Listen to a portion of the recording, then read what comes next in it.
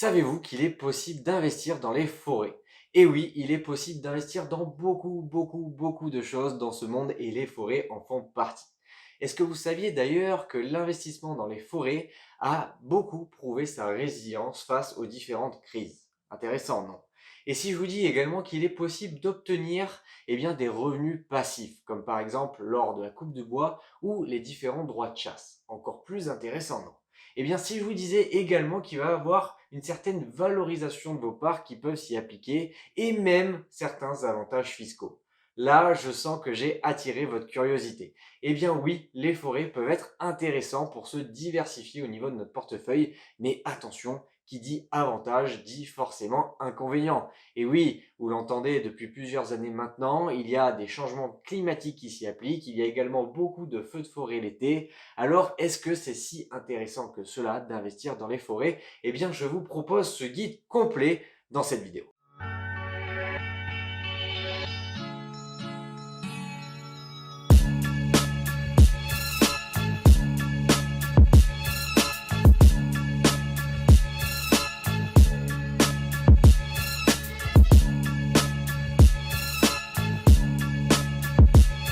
En pratique, on peut tous investir directement dans des forêts. Par contre, ça va vous demander beaucoup d'argent et des compétences spécifiques.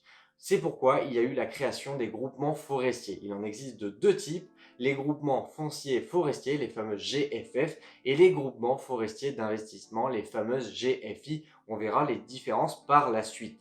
Ceci va vous permettre tout simplement de déléguer cet investissement à des professionnels. Ils vont se charger de la recherche et de la gestion de vos parcs forestiers. Et en plus de ça, ça va vous permettre de vous diversifier. Et oui, au lieu d'investir directement sur une seule forêt, là, vous investissez sur un parc forestier constitué parfois de plus d'une dizaine de forêts. Donc ça peut être très intéressant. Si une forêt sur laquelle vous investissez directement brûle, et bien là, c'est un peu la catastrophe au niveau de la rentabilité. Donc voilà, ça peut être très intéressant. En plus de cela, et bien là, vous voyez vraiment le parallèle avec les SCPI. Vous avez un groupement, une diversification possible et en plus une gestion déléguée. Donc ça peut être très intéressant d'avoir ça dans son portefeuille. Si vous reprenez la pyramide de l'investissement de MPM Investissement, justement, les GFF et les GFI sont considérés comme des actifs exotiques qui permettent de diversifier votre portefeuille. Au-delà de l'utilité écologique des forêts, surtout dans la période de réchauffement climatique que nous constatons tous, vous pouvez investir dans les groupements forestiers afin d'obtenir des revenus réguliers avec des avantages fiscaux et de valoriser votre patrimoine. Mais avant de développer tout ça, je fais une petite parenthèse sur cet investissement écologique et socialement responsable. Les forêts représentent pas moins de 30% du territoire français et 10% du territoire européen. En plus d'être une source écologique essentielle qui permet de lutter contre le réchauffement climatique, le bois est aussi une matière première importante utilisée au quotidien. En effet, le bois a de nombreuses fonctions, matériaux de chauffage et de construction, papeterie, ameublement, etc. C'est un secteur économique qui représente pas moins de 450 000 emplois en France. Ainsi, l'investissement en groupement forestier fait partie des investissements socialement responsables car l'exploitation des forêts demande de l'entretien, du reboisement, ce qu'on appelle la sylviculture, et contribue au maintien de la biodiversité. Cela va probablement vous surprendre, mais sachez que la France est importatrice au niveau du bois. Pourtant, le bois et les forêts sont quand même très conséquentes au niveau de notre territoire. Et bien ça, c'est dû à la sous-exploitation de nos forêts. Et oui, et c'est pourquoi l'État français propose aux investisseurs certains avantages fiscaux, on le verra par la suite, pour investir dans les groupements forestiers. Concrètement, que gagnez-vous à investir dans les forêts? Eh bien, comme je vous l'ai expliqué, vous allez avoir des groupements forestiers qui vont gérer plusieurs parcs forestiers et vous allez pouvoir, en tant qu'investisseur, prendre des parts au niveau de ces sociétés.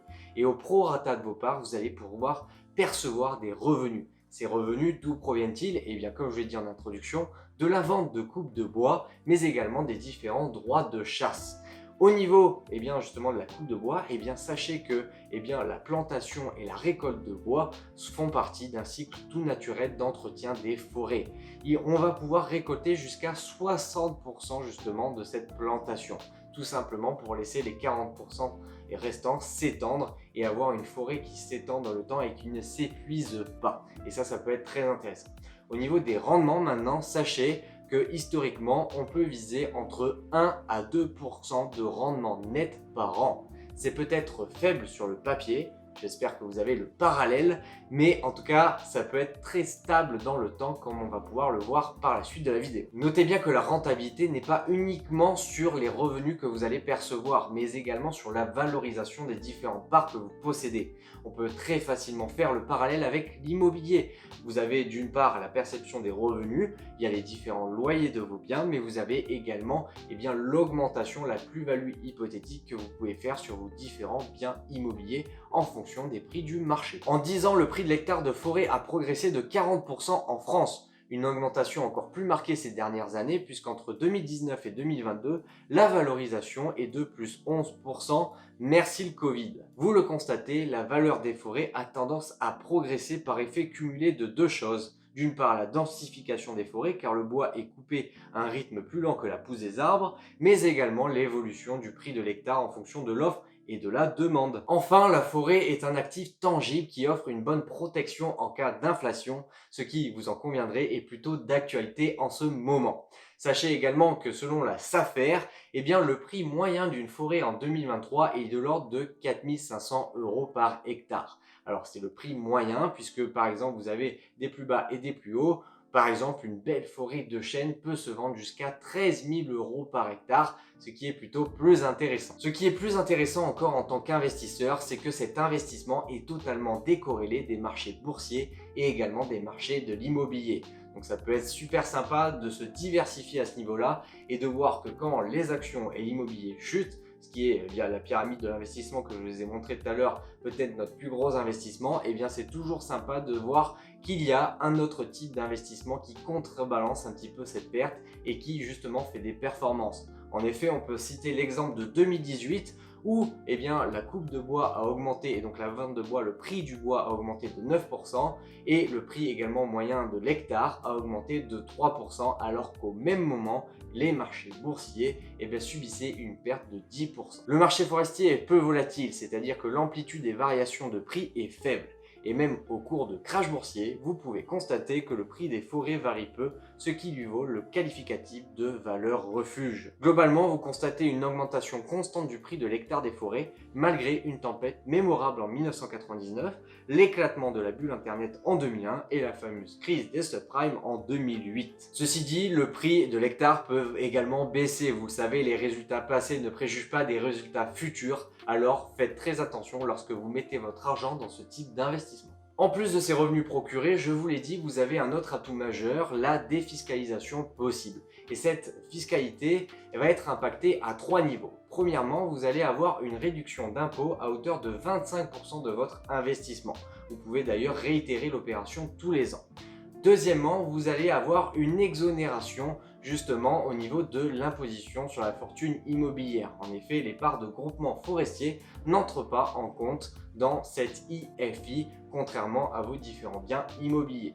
Troisième impact, ça va être au niveau de la succession. Sachez que vos parts sont exonérées de fiscalité de droits de succession à hauteur de 75%, ce qui peut être très intéressant également. Vous le savez, dans chacune de mes vidéos, je vous présente les bons côtés, mais pas seulement. En effet, il y a bien sûr des inconvénients liés à ce type d'investissement.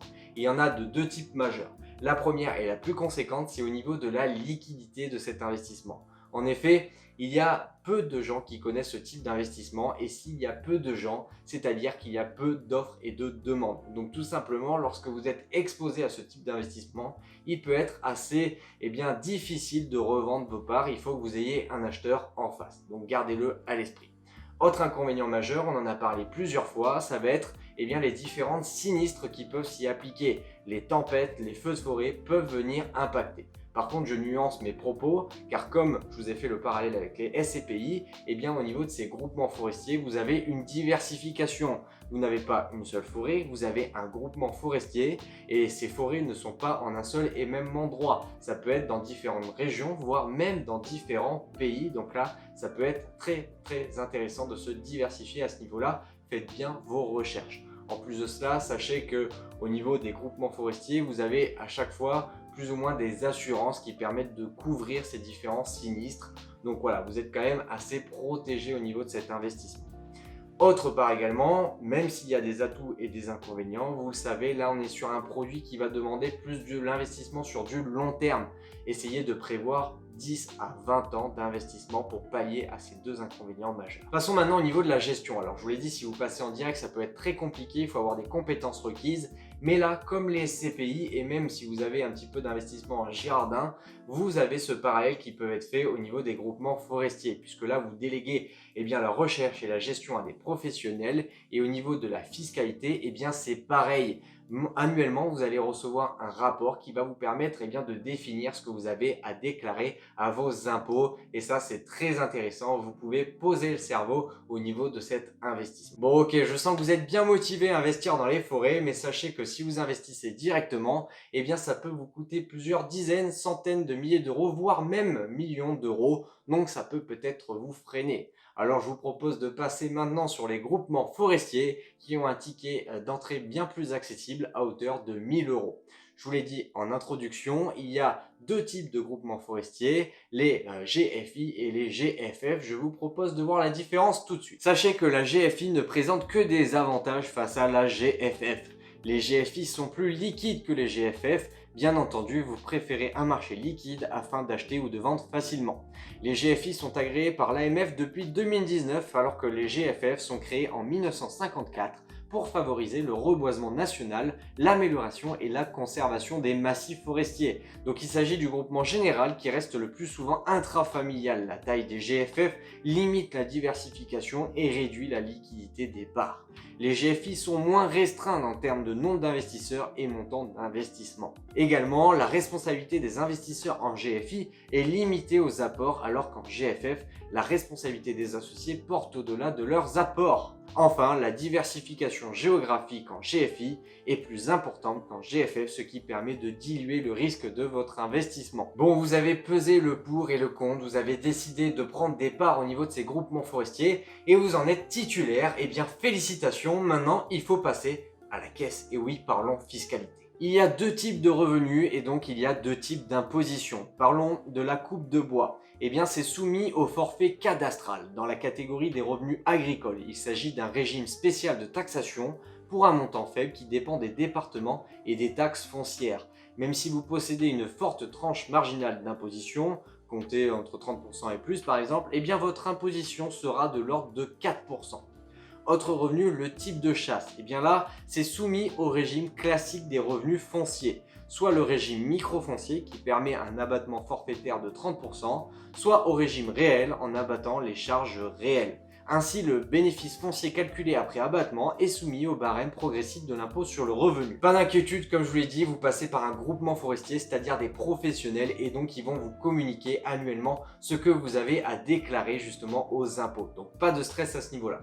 On a parlé des revenus, mais vous avez également la valorisation de vos parts qui rentre en compte. Donc si vous vendez et que vous faites une plus-value, il va falloir passer à la caisse également.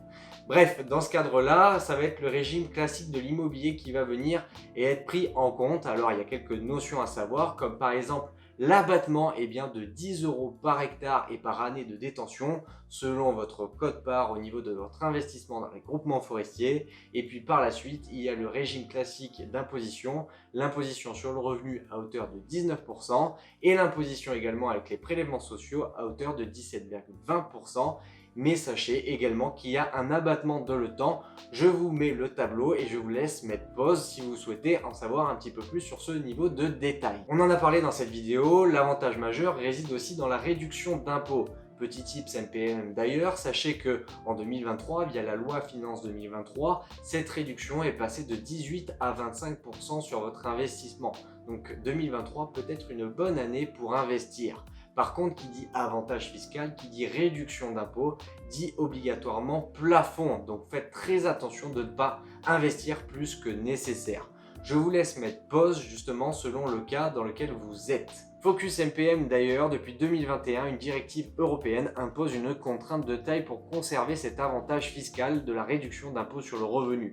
En effet, la GFI ne doit pas dépasser une capitalisation de 15 millions d'euros par GFI. En cas de dépassement de ce plafond, la réduction d'impôt n'est plus applicable. Voilà, on a évoqué en long, en large, en travers cet investissement dans les forêts et bien les groupements forestiers. Je pense que ça n'a plus de secret pour vous. Malgré tout, et pour pas pousser la vidéo trop longue, vous pouvez me demander en commentaire si ça vous intéresse de faire un top 5, un top 10 des différents groupements forestiers avec leurs atouts et inconvénients. Je me ferai un plaisir de vous réaliser cette vidéo. Sachez à chaque fois que je vous mets également en message épinglé toutes les solutions des sites que j'utilise personnellement pour mes investissements personnels. Et parmi eux, il y a Clan qui va pouvoir vous accompagner également sur les investissements en groupement forestier. Donc si ça vous intéresse, je vous remets le lien en message épinglé. Sachez en plus qu'il y a des primes de bienvenue, donc n'hésitez pas à aller faire un tour et discuter avec eux. Voilà, on arrive à la fin de cette vidéo. J'espère qu'elle vous aura plu et vous aura apporté énormément de choses à connaître. En tout cas, c'était le but. Et vraiment, moi je pense que ce type d'investissement peut être très intéressant à avoir dans le portefeuille. En plus, à l'heure où justement on a notre monde qui change, au niveau du réchauffement climatique par exemple, eh bien les forêts peuvent être un petit peu notre salut, absorber cette quantité de CO2 qui augmente, eh bien rafraîchir aussi un petit peu notre environnement qui ne cesse eh bien, de se réchauffer. Ça peut être très très intéressant d'avoir un investissement qui est eh bien, justement écologique. En plus de ça, si ça peut nous permettre de diversifier notre portefeuille, pour moi, je pense que c'est tout bénef. En effet, il y a plusieurs avantages. Vous allez avoir eh bien, justement un investissement qui va vous permettre d'avoir des revenus passifs. Vous le savez, si on reprend un petit peu la pyramide de MPM Investissement, je classe ces GFI dans les actifs atypiques qui doivent représenter maximum 5% de votre investissement, au même titre que l'or. Par contre, le groupement forestier a un avantage supplémentaire, c'est que vous pouvez percevoir des revenus passifs et ça, je trouve vraiment ça très intéressant. Alors certes, c'est des revenus qui sont faibles mais stables. Ces revenus, je vous le rappelle, ils sont issus de la coupe et donc de la vente de bois et également des droits de chasse. En plus de ça, en plus de ces revenus passifs, vous pouvez avoir une valorisation des parts. Attention, hein, les performances passées ne préjugent pas des performances futures, mais ça peut être très intéressant. En plus de cela, il y a des inconvénients à prendre en compte, par exemple eh bien, les différents sinistres qui peuvent avoir lieu, les tempêtes ou par exemple les feux de forêt, mais la plupart des groupements forestiers ont ce genre eh bien, d'assurance, donc vous pouvez être couvert. En plus de ça, je pars aussi un petit peu du parti que eh bien, si vous avez un feu de forêt, une tempête qui peut détruire une partie de ces forêts, eh bien mécaniquement, ces forêts peuvent devenir plus rares. Et donc mécaniquement, si vous avez des parts de ces forêts, ça peut également avoir une certaine rareté. Et bien sûr, la rareté se paie. Alors si toutes les forêts disparaissent et qu'il ne reste que des cendres, je vous le conçois, il n'y a plus de rareté qui tienne et ça peut être très compliqué. Mais par contre, les groupements forestiers offrent cette diversification au même titre que les SCPI et donc ça va vous permettre de vous diversifier et de limiter ces impacts au niveau de ces sinistres. Bref, je trouve que c'est vraiment très intéressant. Par contre, faites à chaque fois les bons choix. Définissez-vous des objectifs avant de mettre votre argent dans ce type d'investissement. Respectez ces objectifs. Devenez riche. C'était Mathias. Ciao, ciao.